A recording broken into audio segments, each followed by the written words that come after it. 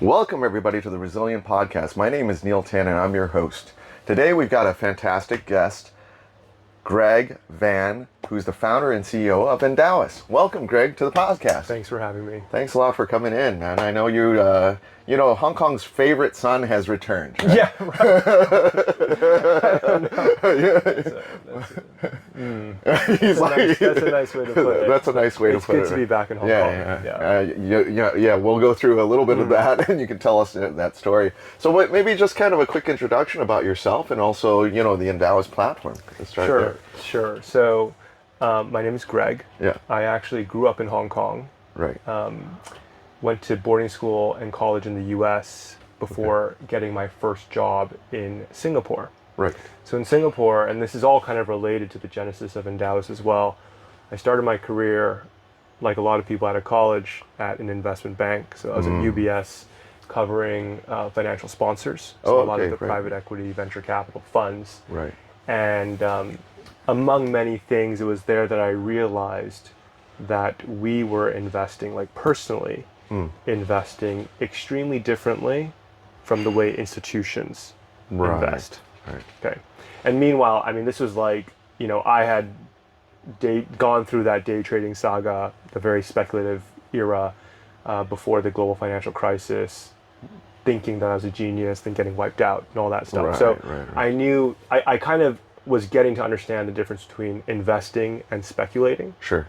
But it was actually the experience at UBS and interacting with a lot of institutional investors that this became much clearer. Okay, but we'll get back to that. Investment banking to me was always a bit too 10,000 meters in the air. Right. I wanted to always do something much closer to the ground, build something with my hands and hopefully creativity and hopefully add value in that way. And actually one of our clients told me to just join a company and get some operating experience. And it's even better if that company is moving really fast. Right. And a third star if that company is decently funded. Right. You can't move too fast if you don't have money. Yeah, exactly. Yeah, right, so not running out of money, but in a sort of a hyper growth mode. Sure. And it was then that I joined Grab. Yep. In the early days. Very cool. Probably not. I wasn't in the super early days. We were already in 6 countries at that time, but we were taxi only and cash only. Right. So cash if you remember, only. So no payments is none of that. No payments as well. Right. And taxi only. So that's a very different business from actually private cars to food to payments and everything else. And from 2015 to 2017.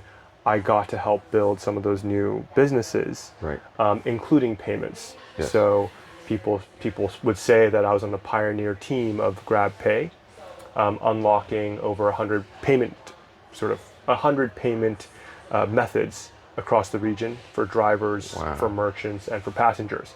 Again, I think it was just timing. I don't think it was because, it was really lucky to get that experience. But that was my first foray into fintech. Right. Got it. Without even doing it on purpose. Fintech at that time, it wasn't really anything people talked about. Right. It was even hard to get passengers in Singapore to start going cashless on the Grab app. If you can imagine that. Now, if like you accidentally press cash, you're like, oh crap, right? So because obviously like you don't carry cash around. Right. In Hong Kong taxis, we all know everyone in Hong Kong got to carry cash. Still, a lot of other places have gone really cashless. Right. So Grab gave me that exposure of the ability for technology to scale an experience to tens of thousands, hundreds of thousands, even millions of people. Sure. But it also showed me how painful it is to build technology. Right.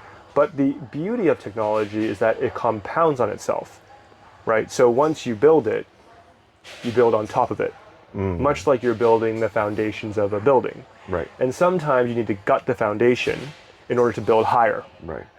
And building technology is not too different, right? It's very different from like a one-on-one conversation that is not totally scalable, unless obviously it's being recorded and shown to a lot of people at scale. Right. But you get what I mean, Yeah. right? So being efficient with time and money was always really important to me. And that brought me back to my experience of first speculating, in college, before college, losing money and not understanding why, getting to understand how markets work, interacting with these institutional investors while at UBS. And that was a fantastic experience for someone in their early 20s. It's experience that you probably wouldn't get until much, much later.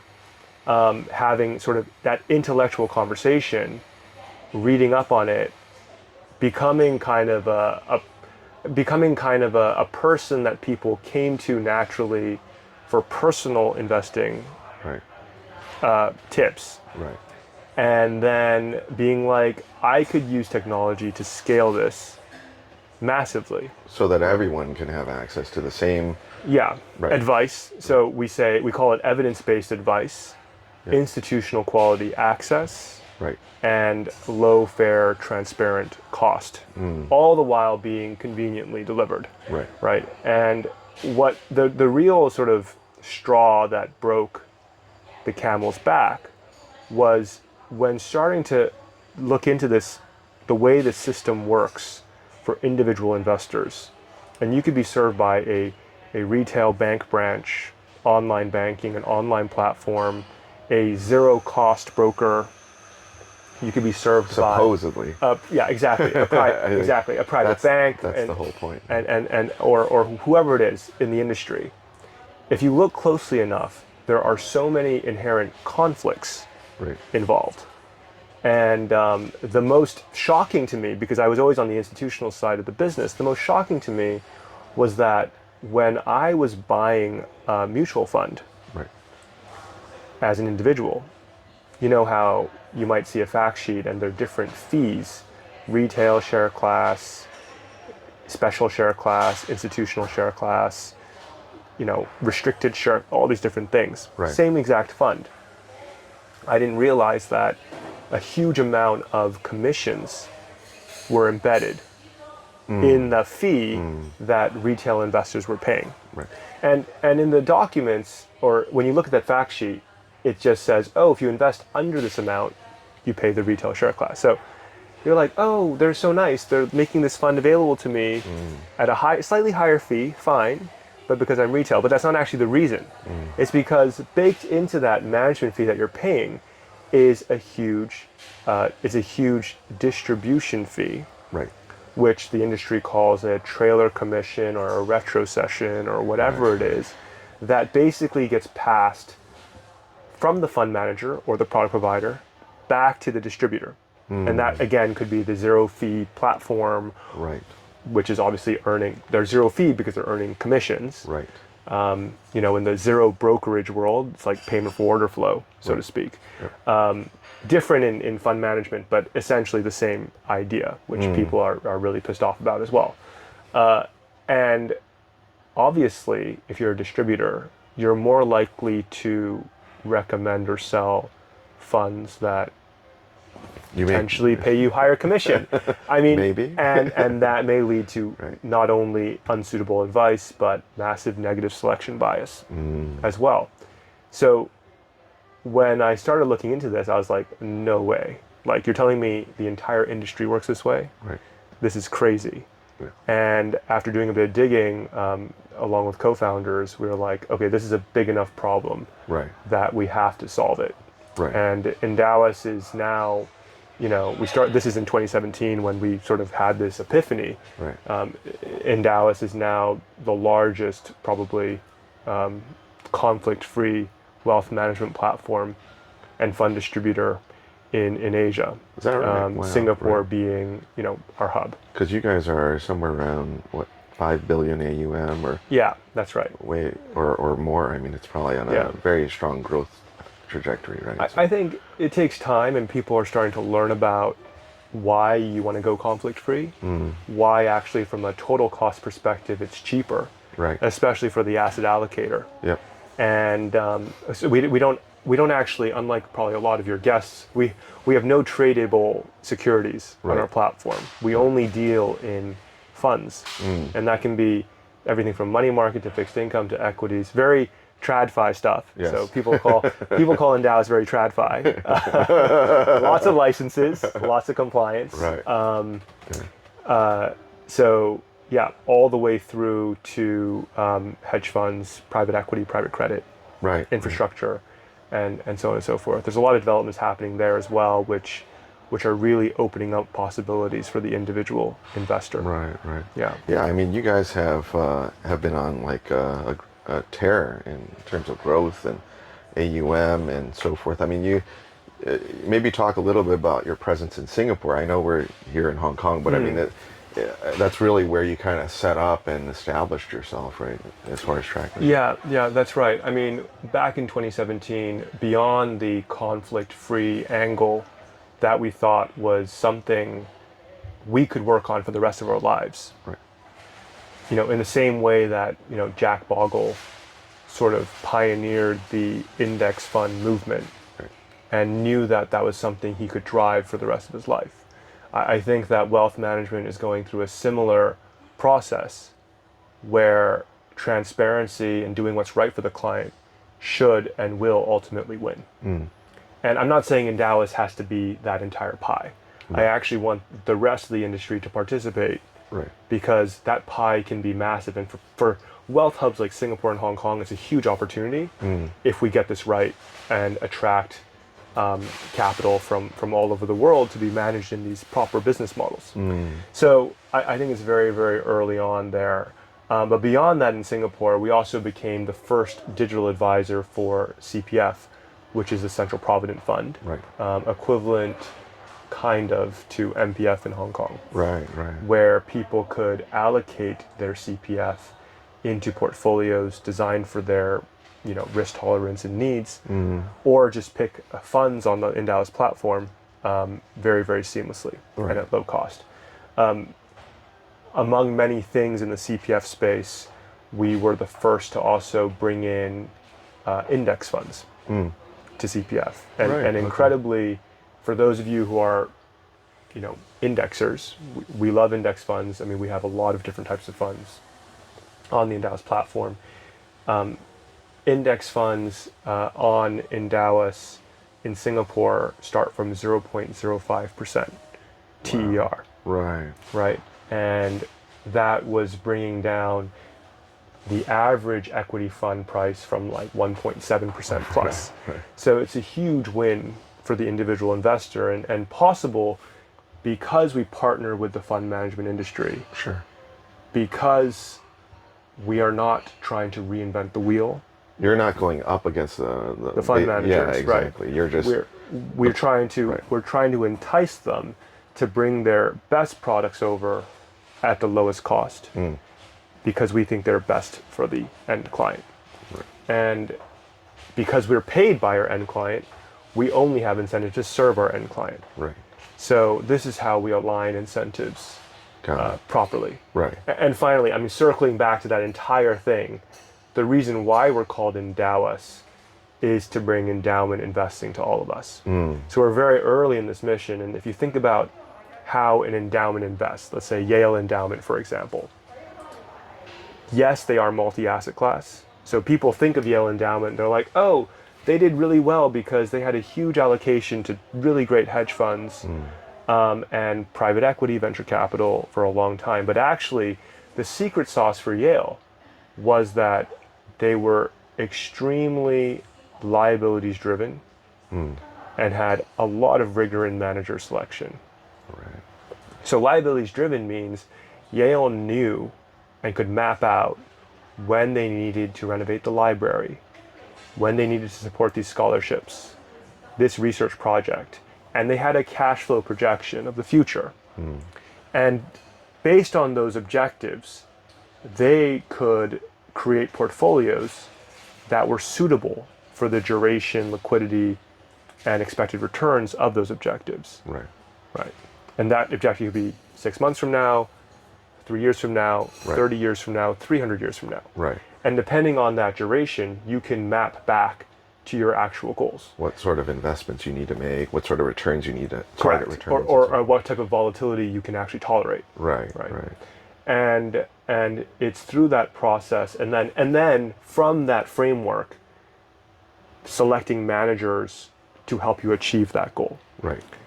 You're not selecting managers to maximize returns. Sure. Because if you select managers to maximize returns, you're going to be taking maximum risk. Yeah. Too. They're looking at the next, tomorrow actually. Yeah, Like, exactly. So you're selecting managers to maximize the ability to achieve those goals. Right. Right. And that, I mean, there's no reason why you and I can't do the same for our own money. Right. Like, why is it that when I sit around with friends, they're trying to punt on stocks? Yeah. Right? Right. They're not trying to compound their wealth Right. towards their next down payment or their child's education, Right. or whatever it is. It's just like a highly speculative mindset. So that's their disposable income. The other stuff is probably planned in some treasury bills or something like that. Which is also right. not necessarily correct, Right. Because you're not going to benefit from the power of compounding. Sure. When actually you've satisfied your shorter term goals, Right. and you can plan towards longer term goals. And people often say like, "Oh, Greg, how much am I meant to have in private equity? Should I just copy Yale?" Right. And that's not the answer, right? Because you may realize that you can have even more allocation, or you should have zero allocation, Right. depending on what your actual life goals are. Right. So I think the ENDOWUS platform makes that possible very transparently and conveniently at a low and fair cost. Right. Yeah. And so when you look at this, I mean, by and large, the majority of the clients that you serve are inside of this goals-based investing, or are they risk-based? Are they theme-based? I mean, do you get a lot of these different types of profiles of clients and so forth? We do, and I think what's important is we provide a framework for them. Yeah. So we have a set of clients who come in and just want to buy a specific fund because they know that fund, they like that fund, but Right. it's cheapest on ENDOWUS. Right. Okay. Right. So that's pick your own fund. Let's call it that type of client. Right. And we have 80 fund managers on the platform. We've curated about 300 strategies Wow. that are best in class across, all asset classes: active, passive, quant, Yep. long, short, platform, multi-strat hedge funds like Millennium, Point72, etc., are all available on the ENDOWUS platform. And then private equity, private credit from the big boys like your Carlyle, Partners Group, KKR, Right. etc., are all available on the platform. So some people, they come on, they're like, I want that fund, I'm buying that fund. They can self-serve, do it themselves, pick your own fund and go. Right. They treat it like a low-cost fund platform. Right. But what's really important is that we are conflict-free. Sure. So we're still doing all the research and work, and the funds are only on the platform if they pass through our manager and strategy selection process. Okay. So that's pick your own fund. A lot of these guys actually graduate to, I have this objective. What is the right collection of funds Right. for me to achieve that objective? So I can be properly manager, strategy, sector, geography, diversified Right. to achieve that goal. Okay. And that could be, again, across the risk spectrum. And then a lot of our clients actually, and this is surprising in Hong Kong in particular, a lot of our clients want to engage us more one-on-one. Is that right? Okay. And we actually accept meetings Yep. in our office or at their office or at a coffee shop. Right. And we have licensed advisors that go out and meet with those clients. Wow, okay. We've been running this in Singapore for many years, but what's kind of surprising to us is the disproportionate number of clients in Hong Kong that want to engage with a human advisor Is far higher. is far higher than we experience in Singapore. Right. Right. In Singapore, I think it's picking up now. We have a lot of clients who have millions on the platform Right. of their savings. And at that stage, I understand they're a bit more, I want to meet somebody. But we actually will take a meeting or a call with anybody who wants to use the platform. Like it doesn't like $10,000. They could not yet be a client, Right. and okay. they could be like, I just want to learn more about ENDOWUS, schedule a 15-minute call, Yep. and go, and a human advisor will pick up that call Wow. with okay. them. Right. And the entry points are easy. We started we actually started off with $100,000 minimum. Okay. So So significant. 100,000 Singapore dollars. So Right. let's say 70,000 US Yeah, dollar minimum. We lowered that to 10,000 Right. after we built up the team, the operations. We thought the systems could handle the volumes. We lowered that to 10,000, and then back in 2021, we lowered that to 1,000.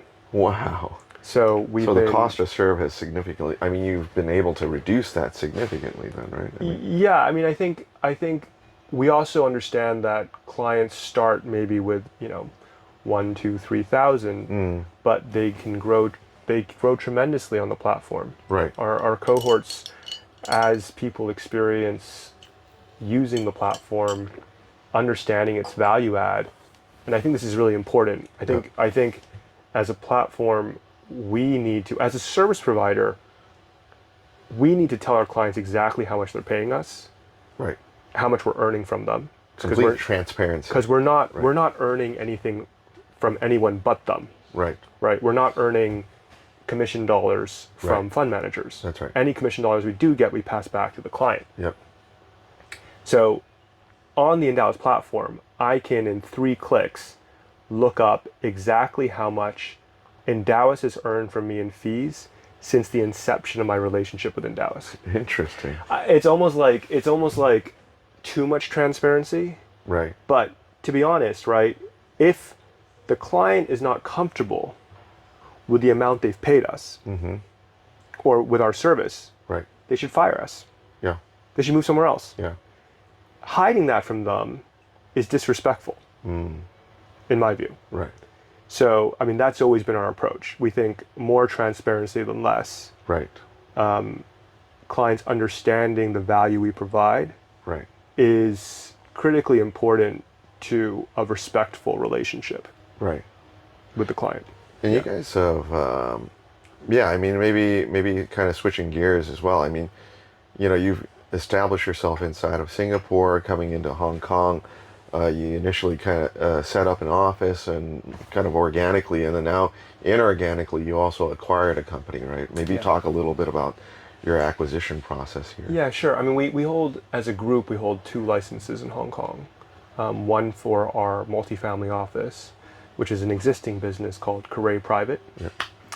It's actually run by good friends, great long-term industry veterans, Kenny Ho and Samuel Chi, and a lot of the founding Julius Baer Asia team. Okay. Okay. Founding members Of the Julius Baer Asia Yeah, team. right. So when Julius Baer was 0 in Asia, these guys were entrepreneurial enough within the private banking world Sure. to set up that Julius Baer brand Right. and branch in Hong Kong and Singapore. Right. So, we have a lot to learn from them as well. They've been operating and serving high net worth families and institutions for a very long time.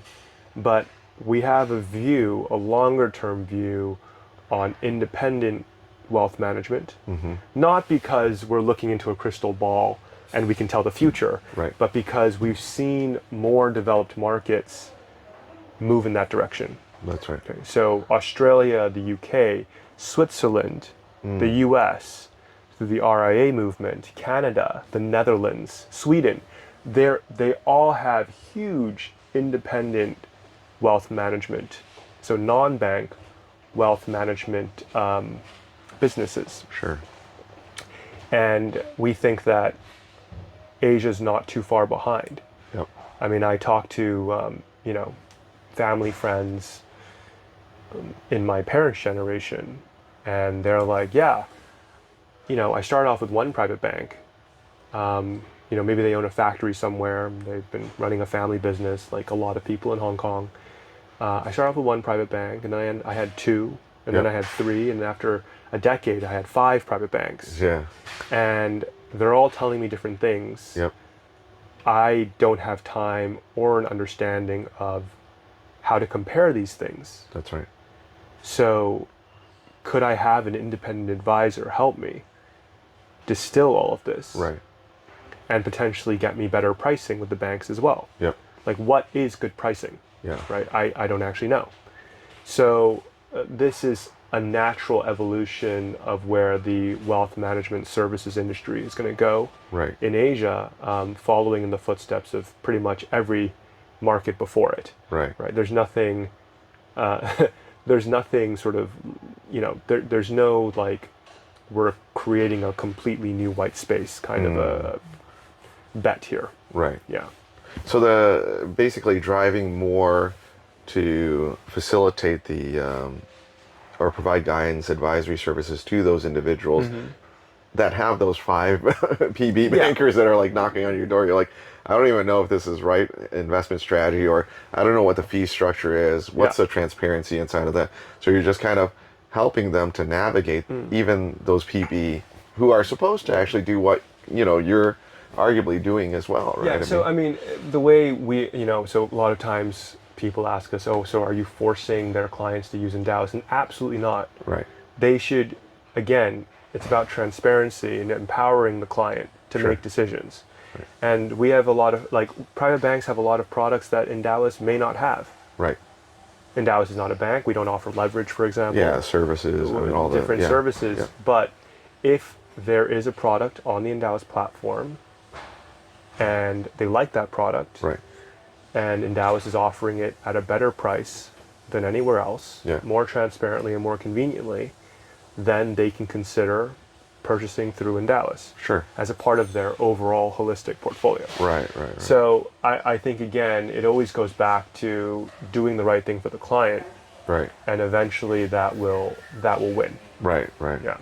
And then, I guess you've got a bunch of, I guess there's a lot of alternatives, but you just recently had a deal with EQT, and, maybe talk a little bit about that, or that sort of asset class, if you will, and the emergence of it, I guess. Yeah, as everyone knows, EQT is a Europe-based private equity firm, but we're truly global. Right. They're probably now the 3rd largest in AUM. I think just the other day they announced that they closed on their $22 billion euro fund, for which is really impressive in this market. Sure. But they're a super institutional player, among many things, and more relevant for the Asia context. They bought one of the most probably the largest pan-Asia private equity player that was Asia homegrown. Right. And that's a firm called Baring Private Equity Asia. Right. So they've merged now. Right. And it's great that they have a real Asia presence as a result. Right. What's happening in the private equity industry, and it's taken a little while to catch on, is they realize that for individuals, and actually for a lot of institutions as well, buying and committing to many, many closed-ended funds. So closed-ended means that I commit capital to a fund. As a fund manager, I will draw down or call that capital, and then as and when I sell firms or get distributions from firms, I give that back to you. That's right. As the LP, right, limited partner of that fund. This structure is changing a bit so that I can call all of your capital up front, put all of it to work, grow that capital in many, many strategies that I might have. There are 2 types. There's like a partners group, which historically has been a platform across many, many fund managers, as well as doing direct deals. And then there's a EQT or KKR or Blackstone, where they are specifically investing in their own funds and their own deals. Right. Okay. And rolling that capital over and over again on itself. Right. Right. And what this does is, for an individual, it actually makes the asset class much more efficient. Because what oftentimes happens when I'm buying closed-ended funds is I need to reserve capital for when the fund is making a call. Right. And I call this a multiple drag. Right. So the IRR could be very high. Sure. From when they call capital and return it. It's the XIRR function on Excel, right? But what you'll find is that the money on money return is not that high. Right. not comparable to full deployment. And as an asset allocator, I really want to just expose myself to that asset class. And I want full deployment. I don't want to have to reserve a little pocket here and there to ultimately put into that portfolio. So, a large pension fund can do it. They might have 5 people dedicated to private equity asset allocation. They might have $1 billion, or at least, dedicated to private equity asset allocation. And I say, even for families, unless I have $500 million or $1 billion liquid to be allocating to private equity, I say you have to be very, very careful. Right. Because a lot of the great funds, you're looking at minimum $20, $30, $40 million checks for direct allocation, alongside the CalPERS and CalSTRS and CPPIB and HKMA and Temaseks of the world. Yeah. Okay, so if I allocate to 10 funds a year, which is not that many, that's 200 million. Yeah. 10 funds means I'm trying to allocate to the best, mid-market, large cap, small cap, healthcare, Asia, Europe, whatever, Australia, New Zealand. Like, if I do that, I actually have to do it every single year as well to be vintage diversified. Right. So in 5 years, I've built up to, if it's $200 million a year, I've built it to $1 billion in commitments. That's right. Otherwise, you're not even really at the table. Right. Why would these, it's a free market. How would these fund managers give you attention? How could they service give you the time of day, and so on and so forth. So what's beautiful about this movement now is that there are more ways to get efficient and not terribly expensive personal asset allocation into diversified private markets. Right. And that's something ENDOWUS is really keen on. And we work with, EQT, Oaktree, KKR, Partners Group, Hamilton Lane, and Carlyle, a bunch of others, and other infrastructure partners like iCapital and others in the mix as well, to really open up this marketplace. Got it. So it's basically making what used to be massive minimums for, and only for the 1%ers to participate is an accessibility for everyone to participate in. And also an inability, even if I had the brains to do it, an inability to actually create a good asset allocation in private markets. So these new vehicles make that much more accessible for the individual. Right. Yeah. And now you can buy, private equity allocation fully deployed with quarterly liquidity. So I can take my money out because they're helping to facilitate ins and outs of the funds, subject to a gate, but from $100,000 US. Sure. Right. Got it. Yeah. Cool.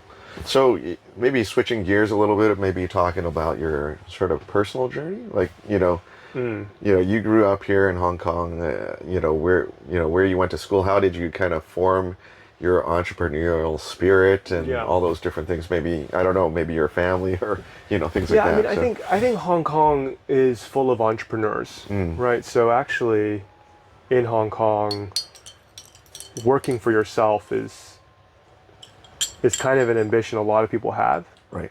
It's not really like the salary man kind of culture. No. Right. Not at all. Hong Kong, much less so than many other places in the world.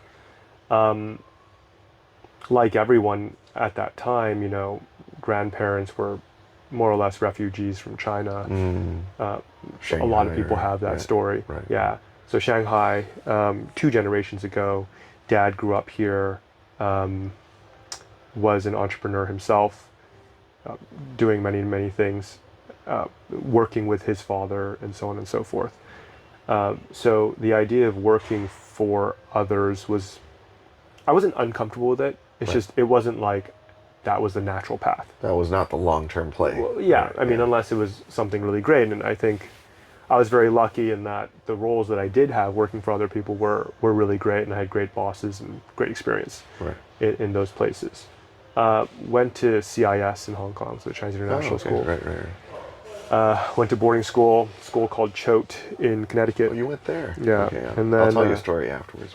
okay, and then went to UPenn for my undergrad. Right. Before knowing that I wanted to come back to Asia. Right. That was very clear. Right. To do what, less clear. But I think I was really lucky to find an entry point through UBS in the investment bank. Right. In a small team called the Private Funds Group. Right. Okay. And that was a great experience before grab, and then marrying sort of that institutional wealth and asset allocation with fintech to form and build ENDOWUS. Yeah. Right.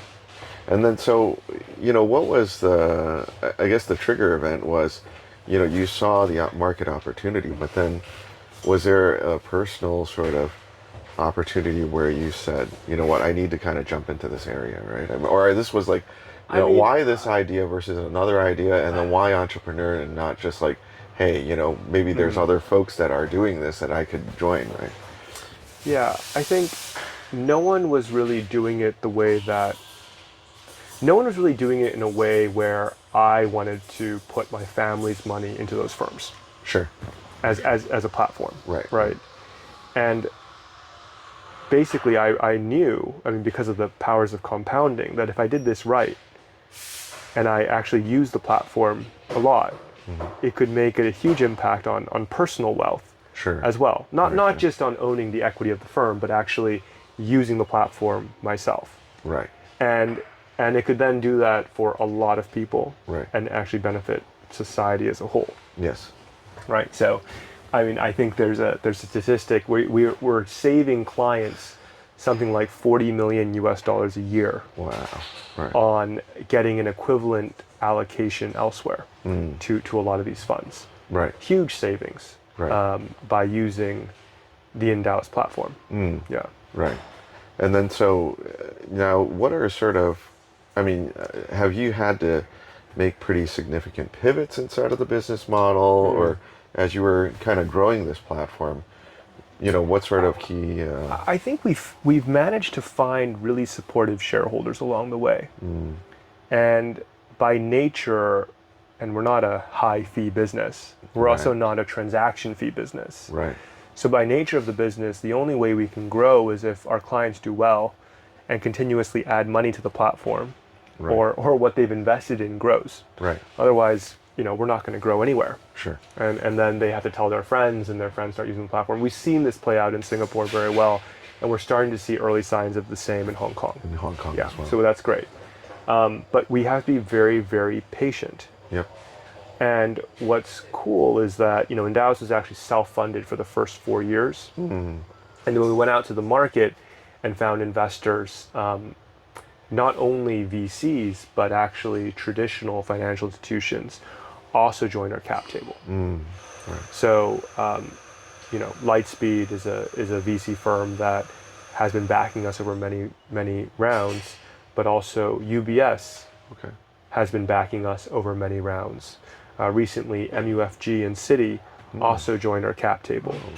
And I think what's great is they understand the way this market works, and whether or not we're doing well or poorly, because they actually see what what their own books are doing, and what their own clients are doing, and how people might be transitioning to new business models and service models, like ENDOWUS. Right. Yeah. So you basically went from like more of the traditional VC route, and then started to transition in the rounds in terms of like strategics and things actually, our very first round had the VCs, and UBS, Singtel, and Samsung joined that round as strategic long-term capital. Right. And then later on, like we have a lot of permanent capital. So like Prosus is on our cap table. Singapore's Economic Development Board Investment, EDBI, is on our cap table. The banks that I mentioned, now a number of families as well. Right. That are, strategically interested in the space, and many others. What are some tips to startup founders that, in terms of like the fundraising? I mean, you guys were really successful and able to raise in this really difficult environment. Right? Yeah, I mean, 2023, as everyone knows, was a very difficult year. We managed to raise 35 million in primary Yeah. in 2023, and I think what's important is to just be very.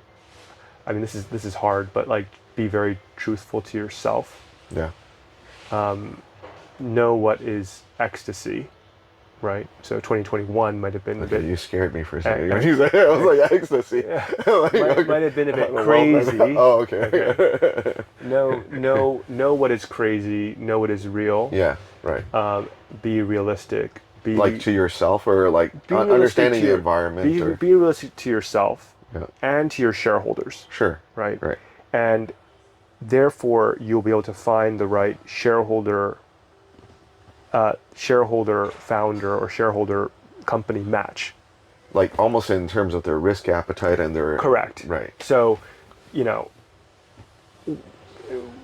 it looks like we had a really successful fundraise, and we did have a really successful fundraise because we found shareholders that understood and believe in what we're trying to do, Sure. and are paying what we think is a fair price for that. Right. Right. But we got a lot of no's as well. Sure. But that was totally fine because the risk return appetite of those potential investors was very different from what the company was trying to achieve. Sure. So it's not so much about, just because these 50 investors say no, Right. doesn't mean that there is no investor out there for you. That's right. You need to, it's a lot like the way we advise clients. You need to match your asset allocation to your goal. Mm-hmm. And we are a certain type of company Yep. in the fintech world. Right. And if you put us next to another fintech, we could both be considered fintechs, but be completely different. Right. So even like a fintech focused fund may not be appropriate for us, Right. because I think the risk return profile and the sustainability, longevity, and maybe the macro and everything else of what ENDOWUS is trying to do, not only for ourselves and our shareholders and clients, but for the industry, is very different from what another fintech might be trying to do. Right. Yeah. The problem to solve and the business model. Correct. And you the know, amount of time it will take to do it properly. Right. And to not take shortcuts to Right. get there. Because if you take shortcuts, you may actually muddy your value proposition. That's right. That's right. So we're very principled. We are generally more patient. I think people in general are very impatient these days. We're generally more patient than a lot of the industry that we're operating in. Right. Or some people say boring. I mean, you could say boring too. we're generally more boring. Okay.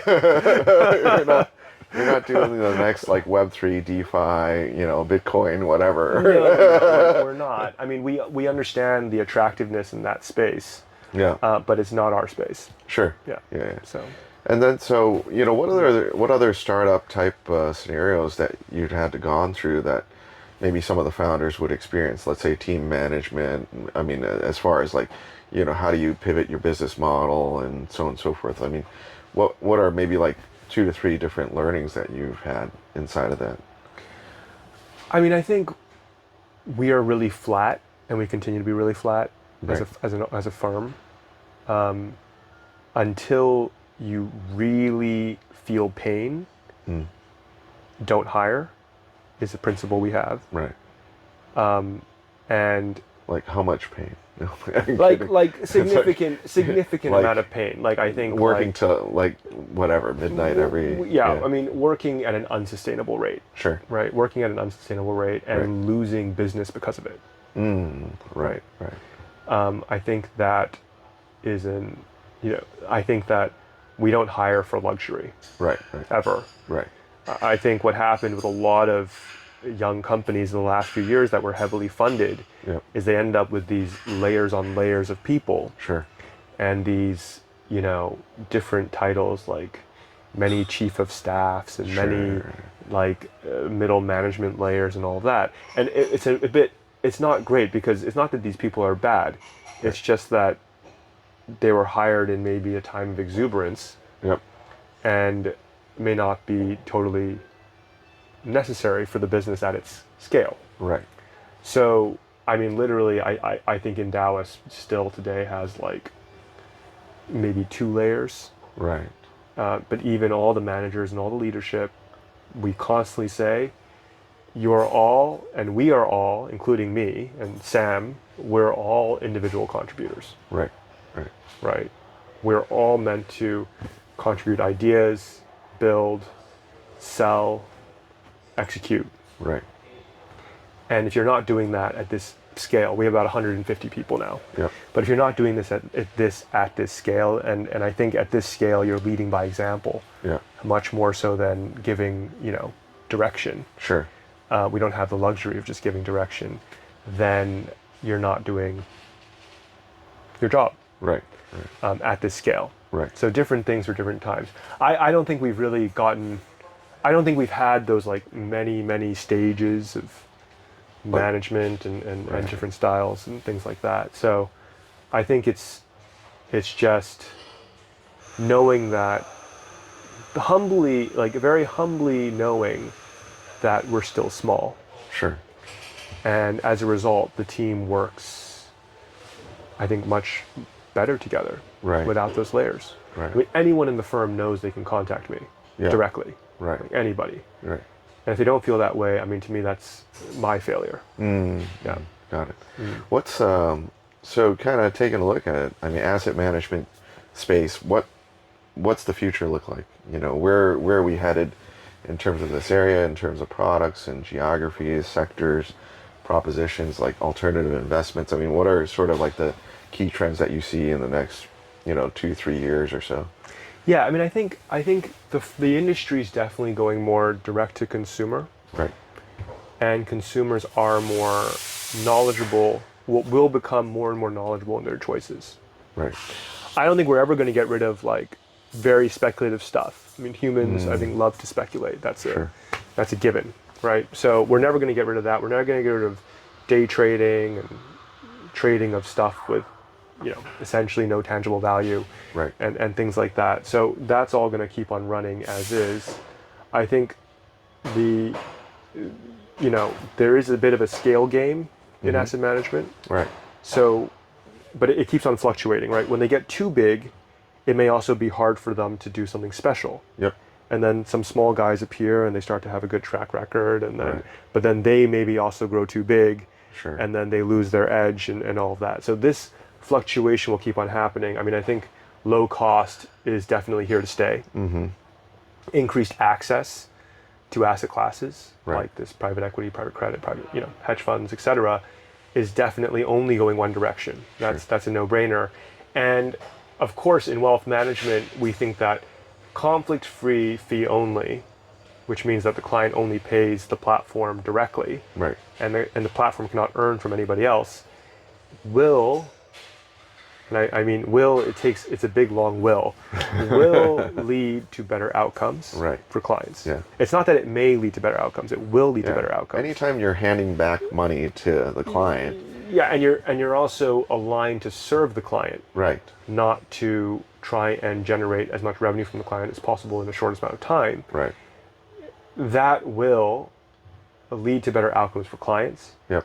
and the industry will transition to that. Right. I think there was a stat recently that Switzerland is already over 30% Is that right? Okay. in this model, Right. and the RIA business in the U.S. is one of the fastest growing sectors of financial services. Interesting. Right. So I think it's all going to happen. I don't know how long it will take. Right. I think regulation will also speed up that change eventually. Right. And hopefully the industry is much more client-centric, Yep. which it was meant to be from the get-go. Right. Yeah. Yeah. So like 500 years from now, he'll be like, "Oh, remember that time people could earn commissions on selling funds? That was ridiculous." You know? So, Right. but yeah, so that's kind of my longer term vision. Got it. Cool. Yeah, I mean, it's been fantastic catching up with you. I mean, Thanks so much it's like a thanks really, so much for having really me. good discussion. And, continued success to you, the team, to Sam, and the rest of the gang over there.